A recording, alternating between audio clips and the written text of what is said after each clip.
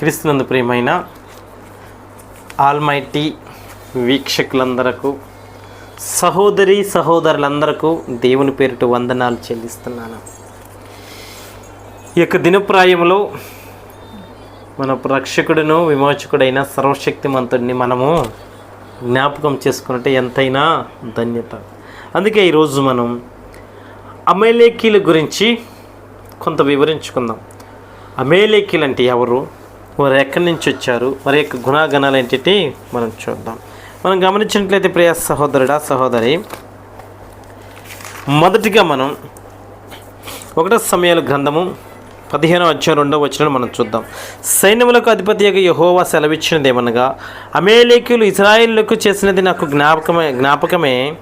వారు ఐగుప్తులో నుండి రాగానే అమేలేకీయులు వారికి విరోధులై మార్గమందు వారి మీదకి వచ్చిరి కదా. కాబట్టి నీవు పోయి కనికరింపక అమేలేకీయులను హతము చేయము.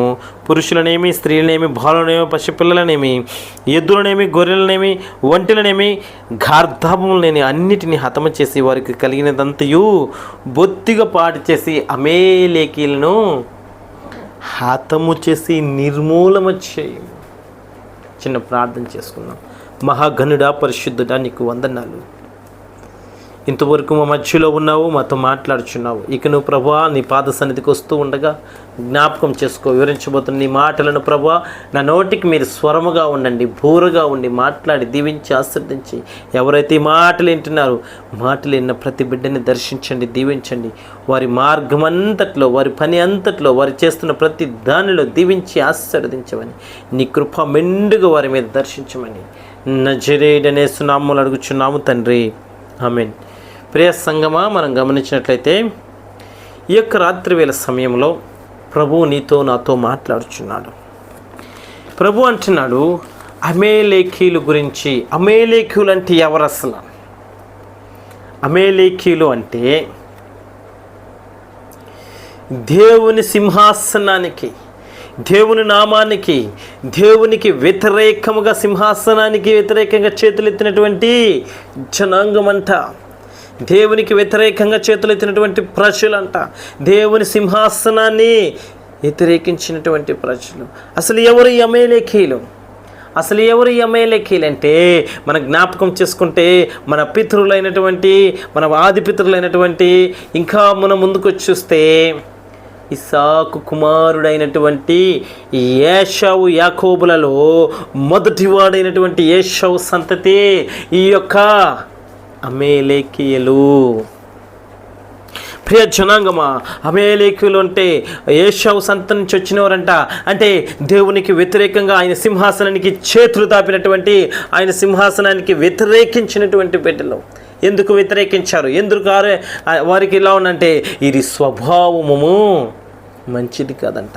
వీరు దొంగలు, వీరి యొక్క పరిస్థితిని దోచుకుంటారు, రాజ్యం మీదకు పోయి కొల్లగొడతారు, అనేకులని దారిదోపుడుదారులుగా ఉంటారు, నిలబడి వారిని అనేక మందిని దోచుకుంటారు, వారి యొక్క బంగారము, వారి యొక్క ఆస్తి, ధనము, ఉదమస్తాన్ని దోచుకునే స్వభావం కలిగిన వారు. ఇంకా మనం గమనిస్తే వీరిలో వేసే సాంగత్యం ఉంటుంది. వీరు పాపమైనటువంటి జీవితము జీవించేటువంటి ప్రజల ప్రియ సహోదరులారా, ఆ స్వభావం ఉన్నటువంటి ఈ ప్రజలే ఆ యొక్క అమేలేకీయులు.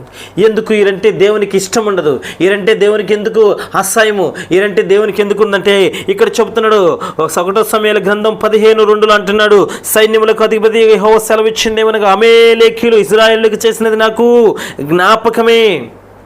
దేవుడు జ్ఞాపకం ఉంచుకున్నంట. ఎందుకంటే వీళ్ళు ఇశ్రాయేలుకి ఏమి చేశారు, ఇశ్రాయేలుతో వీళ్ళు ఏం తప్పు చేశారు అంటే అంటున్నాడు, వారు ఐగుప్తు నుండి రాగానే అమేలేకీయులు వారికి విరోధులై మార్గమందు వారి మీదకు వచ్చారు కదా. వీరితో యుద్ధం చేయడానికి వచ్చారు కదా. వీరితో వారు యుద్ధాలు చేయాలని సిద్ధమైనటువంటి పరిస్థితి నీకు నాకు తెలుసు కదా. నా సింహాసనానికి వీరి చేతులు వ్యతిరేకంగా చాపి ఉన్నారు కదా. అందుకనే నాకు వారంటే ఇష్టం ఉండదు. ఎందుకు ఇష్టం ఉండదు? అమేలేకీయులు అంటే ఏశావు సంతానం, యాకోబు ఏశావుల యొక్క సహోదరులు. ఇంకా మనం చూస్తే అబ్రహాము యొక్క వంశంలో నుంచి వచ్చిన వాళ్ళు. అబ్రహాం కుమారుడైనటువంటి ఇస్సాకు యొక్క ముద్దుల బిడ్డలు ఎరువునైనటువంటి జ్యేష్ఠుడైనటువంటి ఏశావు ఈ యొక్క అమేలీకుల మూల పురుషుడంట. మరి ఆశీర్వదించబడినటువంటి వ్యక్తిలో నుంచి వచ్చినటువంటి జనాంగమే ఇసాకు దేవుని చేత ఆశీర్వదించబడ్డాడు. తన తండ్రి అయినటువంటి అబ్రహాము దేవుని చేత ఆశీర్వదించబడ్డాడు. దేవుని సన్నిధిలో నిలబడిన బిడ్డలు, దేవుని నామాన్ని మహింపరిచిన బిడ్డలు, అందులో వచ్చినటువంటి ఆ వంశంలో నుంచి వచ్చినటువంటి వారి పరిస్థితిలో నుంచి వచ్చినటువంటి సంతానమైనటువంటి ఏశావు యొక్క సంతానమే ఈ యొక్క అమేలేకీలు. మరి ఎందుకు ఆశీర్వదించబడలేదు? మరి ఎందుకు శపించబడ్డారు? మరి ఎందుకు దేవుడికి వారంటే ఇష్టం లేదు? ఎందుకు సౌలు చేత వారిని నిర్మూలము చేయమంటున్నాడు, హతము చేయమంటున్నాడు, తుడిచివేయమంటున్నాడంటే ఒకనొక సమయంలో దేవుని యొక్క సింహాసనానికి వ్యతిరేకించారంట. దేవుని సింహాసనానికి వ్యతిరేకంగా చేతులు ఉంచారంట. ఈ రోజుల్లో నువ్వు నేను కూడా ప్రియ సహోదరుడా, దేవుని నామానికి దూషణకరంగా, దేవుని నామానికి ఆయాసకరంగా, దేవుని నామానికి మహింపరిచే విధంగా లేకుండా, దేవుని వ్యతిరేకిస్తూ, దేవుని పనులలో పాల్గొనకుండా, దేవుని పనులకు విరోధముగా ఉండి, దేవుని నామాన్ని దూరపరుస్తూ, దేవుని యొక్క పనుల్లో ఆటంకపరుస్తున్నటువంటి స్థితిలో నీవు నేను ఉన్నానేమో ప్రియ సహోదరులరా. ఇది ఎవరి లక్షణం అంట? అమేలేకీల యొక్క లక్షణం. దోచుకుంటారు, దొంగలు, వేశ్యలు, వ్యర్థకరమైన పరిస్థితి, దేవుని నామాన్ని అగౌరవపరిచేటువంటి స్థితి గతి అంతా ఎవరిదంటే కేవలం అమేలేకీల యొక్క స్థితి. అందుకే అంటున్నాడు ప్రియ సహోదరుడా, ఆదికాండం 36:12 మనం చూసినట్లయితే, ఆదికాండం 36:12 ఈ మాటలు అంటూ ఉంటాడు. గమనిద్దాం ఒకసారి ప్రియ సహోదరుడా, సహోదరి. ఎవరంటే వీళ్ళు ఎలీఫజును అమేలేకీలను కనెను. ఎలీఫజును అమేలేకీలు కనెను. అదే చెప్తున్నాడు, ఏశావు యొక్క సంతానం ప్రియచనాంగమా. ఆ పరిస్థితిలో నుంచి వచ్చినటువంటి వారు. అందుకే మనం చూస్తే ఆదికాండంలో ఒకసారి ఒక మాట అంటారు, రోమీలకు రాసిన పత్రికలో అంటాడు, ఒకని యొక్క అవిధేయత పాపమును కొని తెచ్చిపెట్టి మానవుల్ని నశింపచేసిందంట. ఒకరి యొక్క విధేయత అదే మానవులను, అదే వంశస్థులను, అదే పరిస్థితుల నుంచి ఈయన విధేయత పాపాన్ని కొట్టివేసింది, మరణాన్ని తొలగించింది. మన ఆది పురుషుడైనటువంటి, ఆది పితరుడైనటువంటి మన ఆదాము, మన పితరుడైన ఆదాము చేసినటువంటి అవిధేయతకు, తన భార్య వలన అవిధేయత కలిగి సాతాను యొక్క వాయుమండల సంబంధమైనటువంటి ఆ యొక్క పాపకరమైన పరిస్థితిలో దిగినటువంటి ఆ అవిధేయత ఈరోజు ప్రపంచ యావత్తు మానవాళిని పాపములోనికి నెట్టేసింది. ఒకే ఒక్కరు అవిధేయత కలిగి ఉన్నారు, ఒకే ఒక్కరు మాట వెనుకున్నారు, ఒకే ఒక్కరు పాపం చేశారు. ఆ పాపము మానవాళి మొత్తాన్ని కూడా మరణంలోనికి నడిపించింది. గమనించినట్లయితే ఒకని విధేయత పాపాన్ని పోగొట్టింది, దోషం కొట్టివేసింది, పాపాన్ని మరణం నుండి తొలగించింది. ఆయనే మన ప్రభు అయినటువంటి యేసుక్రీస్తు ప్రభువారు. ఈ లోకంలో మనం చేసిన పాపము, మనం చేసిన దోషము, మనం చేసిన అవిధేయత, అనిందలు సమస్తము నుంచి, ఘోరమైనటువంటి పాపము నుంచి మనల్ని తొలగించి ప్రభు అయిన యేసుక్రీస్తు ప్రభువారు ఈ లోకములోనికి మానవాళిగా దిగివచ్చి, ఆయనే మన పాపములను తన శిలువ మీద ఎత్తుకొని, తన భుజం మీద వేసుకొని, ఆయనే మనల్ని రక్షించి మరణాన్ని కొట్టివేసి మన పాపాన్ని తొలగించి, ఆయన మన బదులు నిందాసహితుడిగా దిగి వచ్చాడు. మనల్ని నిందారహితుడిగా చేయటానికి ఆయన మోశాడు ఆ భారము. మనము చేస్తున్నటువంటి పాపాన్ని ఆయన భుజం మీద వేసుకొని ఆయనే లోకానికి విధేయుడిగా ఉండి మన పాప దోష మరణాలను తొలగించాడు. గమనించినట్లయితే ప్రియ సహోదరుడా, సహోదరి, ఒకని విధేయత మన పాపాన్ని కొట్టివేసింది, మన దోషాన్ని నెట్టివేసింది. ఒకని అవిధేయత మరణము కొనిచేస్తే, ఒకని విధేయత మరణాన్ని గెలిచింది.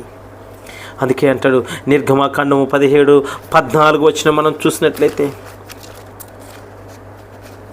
ఈ మాటలు మనం అక్కడ చదవచ్చు ప్రియ సహోదరుడా, సహోదరి. నిర్గమాకాండము 17వ అధ్యాయము, నిర్గమాకాండం 17వ అధ్యాయం 14-16 వచనాలు ఈ మాటలు ఉంటాయి. ఎందుకు మనం అలా ఉన్నాము, ఎందుకు మనం ఈ పరిస్థితులు ఉన్నామంటే ఇక్కడ గమనించండి, ఒక మాట అంటారు, ఎందుకు ఈ అమాలేకుల స్వభావం ఇలా ఉంది?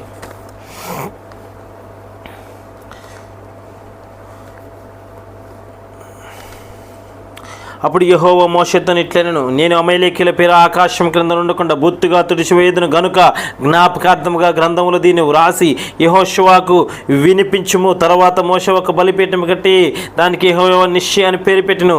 అమాలేకీయులు తమ చేతిని యెహోవా సింహాసనముకు విరోధముగా ఎత్తిరి గనుక యెహోవాకు అమాలేకీయులు తరతరముల వరకు యుద్ధము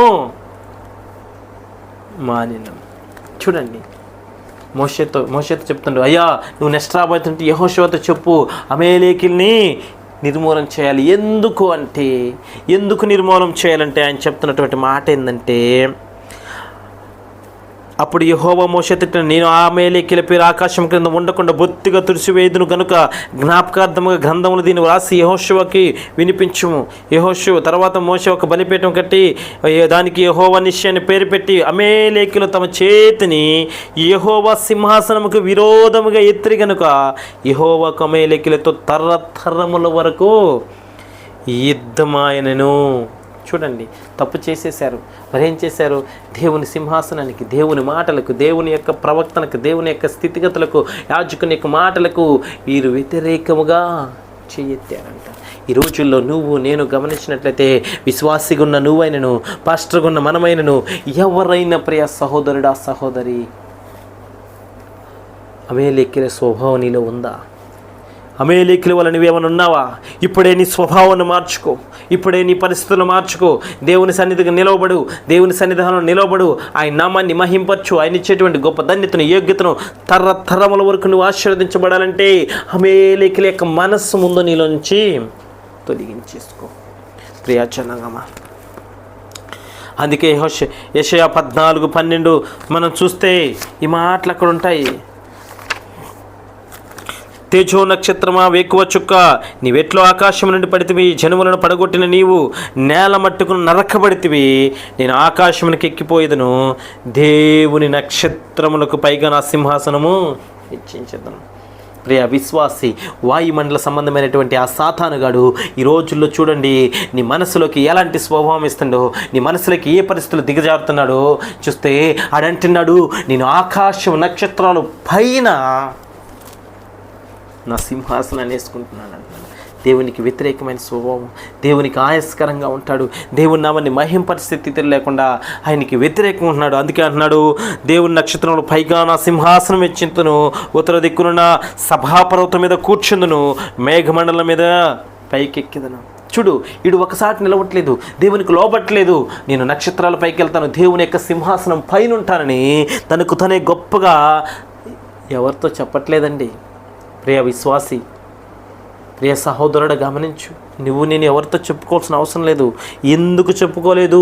ఈ యొక్క విషయం మనం గమనిస్తే, మహోన్నతుడితో నన్ను సమానునిగా చేసుకుందునని అనుకుంటున్నాడు. దేవుడితో నేను సమానంగా ఉంటాను, నాకంటే ఎవరు గొప్ప లేదు, దేవుడి కంటే నేనే గొప్ప, తనకు హెచ్చించుకుంటున్నాడు.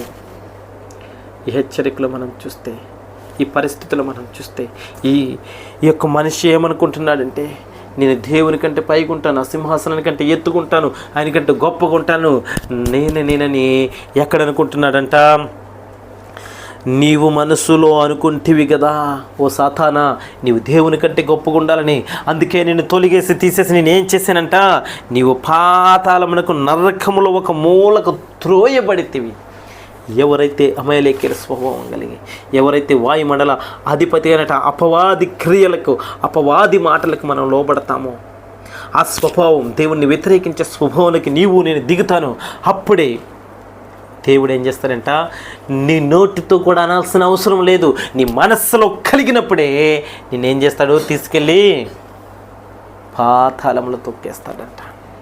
అందుకే ఈ రాత్రి వేళ సమయంలో అపాతాల లోకంలోకి నువ్వు నేను వెళ్లకుండా, అపాతాల పరిస్థితులకు నువ్వు నా దిగజారకుండా నిశ్చయముగా మనం నిలబడాలంటే, ప్రభు సన్నిధిలో మనం ఉండాలంటే, ఇదిగో అందుకే అమాలేకీయులు అలా చేయటం వల్ల ఏం చేశారంట, పాతాళంలో తొక్కివేశాడంట.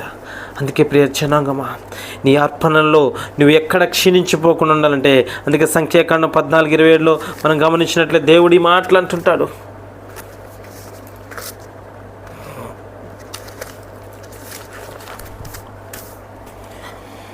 నాకు విరోధంగా సనుగుచుండి ఈ చెడు సమాజం నేను ఎంతవరకు సహింపవాలను. ఇజ్రాయేళ్లకు నాకు విరోధంగా సనుగుచున్న సనుగులను వినియున్నాను. నీవు వారితో యెహోవాకి ఏదనగా నా జీవముతోడు మీరు నా చెవులో చెప్పినట్లు నేను నిశ్చయముగా మీ ఎడల చేసింది మీ శవములు అరణ్యంలో రాలును అని చెప్తూ అంటున్నాడు. చూడండి ఎందుకు మోషేతో చెప్తున్నాడు, ఇజ్రాయేల్ ప్రజలు నాకు వ్యతిరేకంగా గొనుక్కుంటున్నారు. ఈ రోజుల్లో చాలామంది విశ్వాసులు తన యొక్క తోటి విశ్వాసుల మీద గొనుక్కుంటారు, తన యొక్క తోటి సహోదరుల్ని సనుక్కుంటారు. దేవుడు ఎక్కడున్నాడు, నాకు ఏమి చేశాడు, దేవుడే ఉంటే నేను ఇలా ఎందుకుంటాను, ఈ శ్రమలు ఎందుకు, ఈ బాధలు ఎందుకు, ఈ యొక్క నిందలు ఎందుకు, ఈ అవమానాలు ఎందుకు అని చెప్పి సొనుక్కుంటాం. ఒక్క క్షణం ఆలోచించండి ప్రియ సహోదరుడా. దేవుడు నిన్ను అభిషేకించాడు, ఆశీర్వదించాడు, దీవించాడు. ఆయన యొక్క నీ పాత స్థితిని తీసివేసి కొత్త స్థితిలోకి మార్చాడు. నీ గుణం మార్చాడు, నీ స్థితి మార్చాడు, నీ భార్యను దీవించాడు, నీ బిడ్డలను దీవించాడు, నీ కుటుంబాన్ని దీవించాడు, నిన్ను ఆశీర్వదించి నిన్న గొప్ప జనంగా చేసి ఆయన సన్నిధిలో నిన్ను నిలవబెట్టుకొని నీ నామాన్ని ఆయన నిన్ను ఉండి ఆయన నిన్ను ఘనపరుస్తూ గొప్ప చేస్తుంటే నువ్వేం చేస్తున్నావు? అమేలేకిల వల్ల నువ్వు దేవుని సింహాసనానికి నువ్వు వ్యతిరేకంగా వాళ్ళు చేయజేస్తున్నావు. ఏం పాస్టర్లే నా గురించి ప్రార్థన చేయడు, ఇంకా నా పక్కనున్న సహోదరి గురించి ప్రార్థన చేస్తాడు, నేనంటే ఇష్టం ఉండదు, నాకు పాటలు ఇవ్వడు, నాతో మాట్లాడించడు, సంఘంలో నిలబెట్టడని నువ్వు సొనుక్కుంటున్నావు. నువ్వు సొనుక్కున్నటువంటి స్వభావమే అమేలేకుల యొక్క స్వభావం. నువ్వు గొనుక్కుంటున్న ఆ స్వభావమే అమేలేకుల యొక్క స్వభావం. ఇప్పుడే మేల్కో ప్రియ సహోదరుడా. నువ్వు సొనగక దేవుని సన్నిధిలో నీవు గొప్ప జనంగా నిలబడాలంటే సొనిగి 3,000 మంది ఒక్క క్షణమే మరణము తీసుకున్నారు. అమేలేకీయులు దేవునికి వ్యతిరేకంగా ఉండి వారు దేవునితో నిత్యం యుద్ధం చేస్తున్నారు. అందుకే చెప్తున్నాడు సౌలుతో, వీరు ఈ లోకంలో లేకుండా వారి యొక్క భార్యలను, వారి యొక్క బిడ్డలను, వారి యొక్క పెద్దవారిను, వారి యొక్క వృద్ధులను, వారి యొక్క ఎద్దులను, వారి యొక్క గాడిదలను సమస్తాన్ని నిర్మూలన చేసి తుడిచివేయమంటున్నాడు. ఇక్కడే ఉండకూడదు ఇంకో వాళ్ళు. అలాంటి వ్యతిరేకంగా అమేలేకీయులు ఉన్నారు. అందుకే ప్రియ సహోదరుడా, సహోదరి, సౌలు 2 సమూయేలు 18:28 అంటాడు, సౌలు దావీదు దినదినం ఆశీర్వదించబడుతుంటాడు. యెహోవా దావీదునకు తోడై ఉండటం వల్ల దావీదు నిత్యము ఆశీర్వదించబడి దీవించబడి ఉన్నప్పుడు సౌలు యొక్క కుమార్తె దావీదును ప్రేమిస్తుంది. చూడండి, మామగా ఉన్నటువంటి సౌలు దావీదుని దీవించాలి, ఆశీర్వదించాలి, ఎందుకంటే నా కుమార్తె, నా అల్లుడు బాగుంటే నేను సంతోషంగా ఉంటాను అనుకున్న సమయంలో సౌలు దావీదుని అసనపడతాడు. ఎందుకంటే దావీదుని దేవుడు ఆశీర్వదిస్తున్నాడు, దీవిస్తున్నాడు, తను పట్టుకున్నంత బంగారం చేస్తున్నాడు, తను నడిచిన ప్రతి ప్రాంతాన్ని ఆశీర్వదకరంగా దీవెనకరంగా మారుస్తున్నాడు. కావున ప్రతి పరిస్థితిని దేవుడు ఆశీర్వదించాడు. కాబట్టి సౌలుకు భయం. ఈ దావీదు అభివృద్ధి పొందితే, ఈ దావీదు ముందుకు లేస్తే, దీవిస్తే, ఆశీర్వదిస్తే నా పరిస్థితి ఏంటి? రేపు నా సింహాసనం ఆడు తట్టుకొని పోతాడేమో, నా సింహాసనం, నా జనాన్ని వాడు పరిపాలకుడు అవుతాడేమో అని తన బిడ్డని ఇచ్చినా కానీ దావీదు మీద సౌలుకి వ్యసనం. ఆయనను దావీదు దినదినం ఆశీర్వదించబడుతూ అభివృద్ధిలోకి వచ్చాడు. సౌలు నానాటికి క్షీణించి చివరికి మరణంలోకి వచ్చాడు.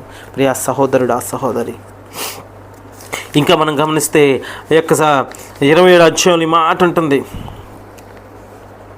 సంఖ్యాకాండం 14:27 ఇంకా ఈ మాట ఏమంటుందంటే, వారు గొనుగుకొని వారు క్షీణించిపోయి. నేను కూడా మన సంఘములో పాస్టర్ని కానీ, దైవ సేవకులను, దైవ జనరాలను కానీ, తోటి సహోదరులను కానీ సొనుక్కుంటున్నావా? దేవుడు నాకేం చేశాడులే, దేవుడు నాకేం కార్యం చేశాడు, దేవుడు నేను నిత్యము ప్రార్థిస్తున్నాను, ఎక్కువ ప్రార్థిస్తాను, మధ్యాహ్నం ప్రార్థిస్తాను, సాయంత్రం ప్రార్థిస్తాను, ఇన్ని ప్రార్థనలు చేసినా, ఎన్ని చేసినా, ఎలాంటి స్థితిలో, ఎలాంటి పరిస్థితిలో నేనున్నా కానీ దేవుడు నన్ను చూడలేదని మనం అనుకుంటాము. ప్రియ జనాంగమా, దేవుడు నిన్ను నన్ను చూడటానికి సిద్ధమవుతున్నటువంటి దేవుడిగా ఉన్నాడు. కానీ మనమే అమాలేకీయుల యొక్క స్వభావం కలిగి మనం పాపము చేస్తున్నాము, దొంగిలిస్తున్నాము, ఆ యొక్క దేశం మీదకి పోయి దోపుడు సొమ్ము తెచ్చుకుంటున్నాము, పాపములో ఉన్నాము, వ్యభిచారం చేస్తున్నాము, దూరస్థులం అవుతున్నాము, దేవుని నామాన్ని అగౌరవం చేస్తున్నాము, దేవుని యొక్క సింహాసనానికి మనము వ్యతిరేకంగా చేతులు లేపి మనం పాపం కొని తెచ్చుకున్నాం. ఈ పాపములో నుంచి, ఈ దోషములో నుంచి, ఈ పరిస్థితుల నుంచి మనల్ని దేవుడు దూరం చేయడానికి సిద్ధంగా ఉన్నాడు. కానీ నీ హృదయాన్ని దేవుని సన్నిధిలో దగ్గరగా ఉంచు. ఎప్పుడైతే నువ్వు హృదయాన్ని దేవుని సన్నిధిలో దగ్గరగా వస్తావో, అబ్రహాముని దేవుడు ఏమన్నాడు, నీవు నన్ను నా సన్నిధిలో నిలవబడు అన్నాడు. ఎక్కడికి వెళ్ళొద్దు, నువ్వు ఎక్కడ ఉండాలి, నా సన్నిధిలో నిలవబడు అన్నాడు దేవుడు. ఆ యొక్క అబ్రహాము యెహోవా సన్నిధిలో నిలబడినందుకు ఆయన దీవించబడ్డాడు, తన కుమారులు దీవించబడ్డాడు. ఈరోజు తరములకు ఆయన తండ్రిగా, విశ్వాసులకు తండ్రిగా ఉన్నాడు. నీవు నేను కూడా అలా దీవించబడాలంటే, అలా ఆశీర్వదించబడాలంటే ఈ పరిస్థితులకు నువ్వు రావాలి. సౌలు దావీదు మీద నిత్యము ఎక్కడ దొరుకుతాడో దావీదుని చంపేయాలని సిద్ధమై తిరుగుతున్నాడు. కానీ దావీదు ఎక్కడ కూడా సౌలుని వ్యతిరేకించలేదు. సౌలుకి లోబడ్డాడు, భయపడ్డాడు, దూరంగా పారిపోయాడు. కానీ సౌలుని ఎక్కడ కూడా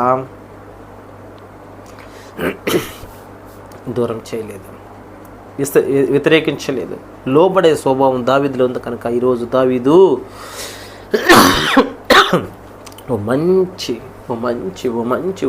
రాజుగా ఈరోజు మనం గ్రంథంలో అభిషేకించబడి ఆశీర్వదించబడిన బిడ్డలుగా మనము ఆయన్ని మనం చూస్తున్నాం ప్రియ సహోదరుడా.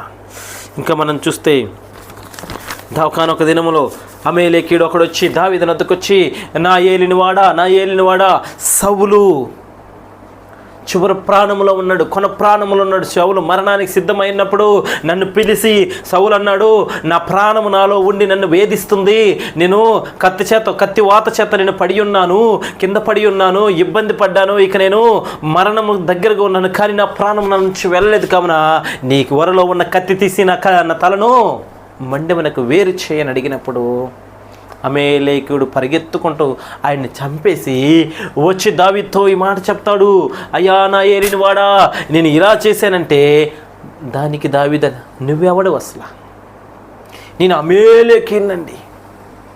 పక్కన ఉన్నటువంటి ఒక భటుని పిలిచి, ముందు ఈడు శిరస్సు తక్షణమే కొట్టివేయి, ఎందుకంటే ఆశీర్వదించబడినటువంటి వారిని, అభిషేకించబడినటువంటి రాజు యొక్క ప్రాణం ముట్టుటకు నువ్వు ఏ పాటి వాడివి, నీకంత ధైర్యం ఎక్కడది? అభిషేకించబడిన వ్యక్తిని తాకటానికి నీవే పాటి వాడివి? దేవుడు అభిషేకించినటువంటి, ఆశీర్వదించబడినటువంటి వ్యక్తిని తాకకూడదు ప్రియ సహోదరుడా. దేవుడు ఆశీర్వదించాడు, అందుకే దావీదు భయపడ్డాడు. ఎందుకంటే సౌలు అనేక మార్లు తరుముతూ వస్తున్నప్పుడు అడవులకు పారిపోయాడు, కొండలకు పారిపోయాడు, ఇంకా అనేక ప్రాంతాలకి దాముకున్నాడు, వేరే దేశంలోకి వెళ్ళి అబద్ధమే చెప్పాడు. కానీ అభిషేకించబడినటువంటి సౌలును వ్యతిరేకించి యుద్ధం చేయటానికి కానీ ఆయన్ని అగౌరవపడటానికి ఎక్కడా రాలేదు. ఎందుకంటే దావీదు దేవునికి భయపడాడు. నీవు నేను కూడా దేవునికి భయపడాలి. అభిషేకించిన వ్యక్తిని మాట్లాడటానికి, వ్యతిరేకించుటకు, ఆశీర్వదించబడిన జనాంగాలు వ్యతిరేకంగా లేపుటకు ఏ పార్టీ వారి మనం చేయవెత్తినటువంటి అమేలేకీయులు తరములు దేవునితో యుద్ధమాయను అన్నాడు. దేవుడు అంటున్నాడు, నిర్మూలం చేయమంటున్నాడు. ఆ యొక్క నిర్మూలం చేసేటువంటి ఆ స్వభావం మనము ఉండకుండా దేవుని సన్నిధిలో దూరంగా, ఆ పాపములను దూరంగా వదిలేసి దేవుని నామాన్ని మహింపరుస్తూ దేవుని స్వభావం మనం కలిగి, దావీదు ఎలాగైతే దేవుని సన్నిధిలో నిలబడ్డాడో అట్టి దేవుని మనం తీసుకోవాలంటే చూడు, దావీదుకి దేవుడు తోడుగా ఉండటం వల్ల దినదినము వర్ధిల్లాడు. ఈ రోజుల్లో నా పక్షాన దేవుడు ఉంటే, నా ప్రార్థన దేవుడు ఆలకిస్తూ ఉంటే, నేను కూడా దీవించబడతాము, ఆశీర్వదించబడతాము. దేవుని నామాన్ని ఘనపరుస్తూ ఉంటే నా జీవితాలు, నా కుటుంబాలు కూడా బహుగా విస్తరిస్తాయి. దేవుడు అట్టి విధంగా మన కుటుంబాలను దయచేయునుగాక. హల్లెలూయా. ప్రియ సహోదరుడా, సహోదరి, నువ్వు సొనుగటం వల్ల, నువ్వు గొనగటం వల్ల నువ్వు ఈ ఆశీర్వాదాన్ని పోగొట్టుకుంటున్నావేమో. సౌలు దినదినము క్షీణించిపోతే దావీదు దినదినము వర్ధిల్లాడంట. ఎందుకంటే దేవునిని కలిగి ఉన్నాడు. అందుకే దావీదు మహారాజు కీర్తన 23వ వచనం రాస్తాడు, గాఢంధకారంలో నేను సంచరించిన నాకెవరు తోడున్నారు? నీవు నాకు తోడుగా ఉన్నావు, నీ దుడ్డు కార్యం నీ దండమునిచ్చి నాకు తోడుగా ఉన్నావని ప్రభు సన్నిధిలో ఈ కీర్తన రచించాడు. ఎవరు తోలినా ఏమి చేసినా నీకు నాకు తోడుగా ఉండాల్సింది ఎవరు? మన ప్రభు అయిన యేసుక్రీస్తు ప్రభు వారు. ఆయన మన పక్షాన ఉంటే మనం ఎంత ఇది చేసిన ప్రభు మనల్ని అమేలేకిల యొక్క బుద్ధి నుంచి పక్కన తీసి నన్ను రక్షించి మనం ఆరు మనసు ఇచ్చి ఆయన దీవించి ఆశీర్వదించి ఆయన యొక్క ఆశీర్వదపు గవినిలోనికి నన్ను తీసుకొని వెళ్తాడు.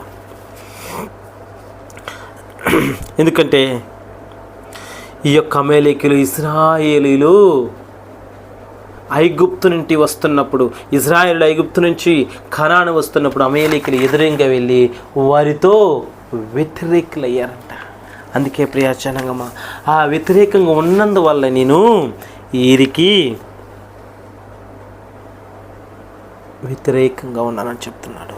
ఆశీర్వదించబడాల్సిన జనము ఈ రోజుల్లో నశించిపోయే స్థితిలో ఉన్నారు, తుడిచిపోయే స్థితిలో ఉన్నారు.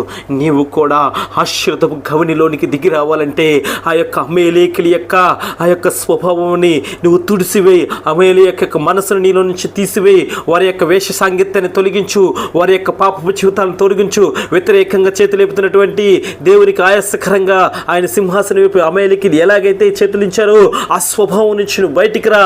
నీవు దేవుని దేవుని నమ్ము, దేవుని సన్నిధిలో నిలబడు, సేవకుడు చెప్పేటువంటి మాటలు విను, సేవకుడు లోబడు, ప్రభు యొక్క మాటలు విను. నీ తోటి విశ్వాసులతో నువ్వు ఆశీర్వదించబడాలంటే తోటి విశ్వాసులతో నువ్వు స్నేహం కలిగి ఉండి దీనివల్ల ప్రార్థించు, దీనివల్ల దేవుని సన్నిధిలో నిలవబడి దేవుని చిత్తాన్ని తెలుసుకో, దేవుని యొక్క నామాన్ని మహిమపరచు.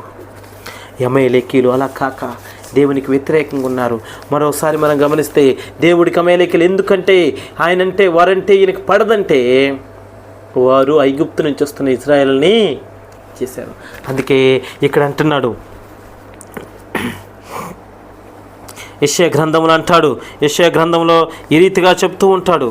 ఎందుకంటే యెషయా గ్రంథంలో తేజో నక్షత్రమా అందుకే అంటాడు, నేను నక్షత్రముల కంటే పైన వేస్తున్నాను, నా సింహాసనం పైన వేసుకుంటాను, దేవుని సింహాసనం అంటే పైన ఉంటాను. తనకు తను గొప్ప చేసుకుంటూ తన మనసులో అనుకోవటం వల్ల దేవుడు అక్కడి నుంచి తోసి పడేస్తే ఎక్కడికి వచ్చాడు? ఒక్క పాతాళ మూలలోకి వెళ్ళాడు. ఇక్కడ మనం గమనించినట్లయితే మన జీవితాల్లో కూడా పాతాళం పడకుండా ఉండాలంటే ఆ అమేలేకుల యొక్క స్వభావం తీసివేసుకుందాం. అమేలేకుల యొక్క స్వభావం తీసేసి మనం దేవుని స్వభావం కలిగి ఉందాం. అందుకే వారు సొనుగుకొని ఇజ్రాయెల్లో మోషేకి వ్యతిరేకంగా సొనుక్కొని 3,000 మంది మరణించారు, క్షీణించారంట. అమేలేకులు కూడా దినదినము క్షీణించారంట. ఆ క్షీణ దశలోకి మనం వెళ్ళకుండానంటే, ఎందుకంటే ఇజ్రాయెలు ఐగుప్తు నుంచి వస్తున్నప్పుడు వారిని వ్యతిరేకించారు, దేవుని సింహాసనానికి వ్యతిరేకంగా చేయలేపారు ఈ స్వభావం ఉన్న అమేలేకీలు. ఇంకా మనం చూస్తే 2 సమయాలు 1:13 ఈ మాట సౌలును చంపిన అమేలేకుడు, అదే మనం చెప్పుకున్నామండి. ఆ యొక్క భటుడు అమేలేకునటువంటి ఒక భటుడు వచ్చి దావీదుతో చెప్పినప్పుడు దావీదు అనుకుంటాడు ఈ రీతిగా, ఆ స్వభావం తొలగించి ఆ సమస్య నుంచి బయటకు వచ్చి ఆ ప్రాబ్లం నుంచి బయటకు వచ్చి ప్రభువుని నమ్ముకుందాం, ప్రభువుని మనం ఆశ్రయిద్దాము. ఎప్పుడైతే నువ్వు నేను ప్రభువుని ఆశ్రయిస్తామో అప్పుడే ప్రభువు దీవెనలు నీ పక్షాన నా పక్షాన నీలో నాలో నిత్యం ఉండి ప్రభు యొక్క గొప్ప ధన్యత యోగ్యత మనకి వచ్చి ఆయనలో మనం దీవించబడతాం, ఆశీర్వదించబడతాం. అట్టి ధన్యత యోగ్యత నీకు నాకు దయచేయును గాక. ఆ రీతిగా మన కుటుంబాలు ఆశీర్వదించబడును గాక, ఆ రీతిగా మన కుటుంబాలు దీవించబడును గాక. ప్రతి సమస్య శోధన నుంచి ప్రభు నిన్ను నన్ను చూస్తున్న ప్రతి బిడ్డను వారి కుటుంబాలను తప్పించును గాక, వారికి మంచి ఆరోగ్యం వచ్చును గాక, వారి బిడ్డలు బహుగా దీవించబడుదురు గాక, వారి బిడ్డల యొక్క విద్యలో బహుగా ఆశీర్వదించబడుదురు గాక, వారికి మంచి రిజల్ట్ వచ్చును గాక, వారి భూఫలముగా దీవించబడుదును గాక, వారి గర్భఫలము దీవించబడుదును గాక, వారి సమస్తాన్ని కూడా దేవుడు బహుగా దీవించి ఆశీర్వదించును గాక. ఇటు ధన్యత మనందరికి దేవుడు దయచేయును గాక. ఆమేన్.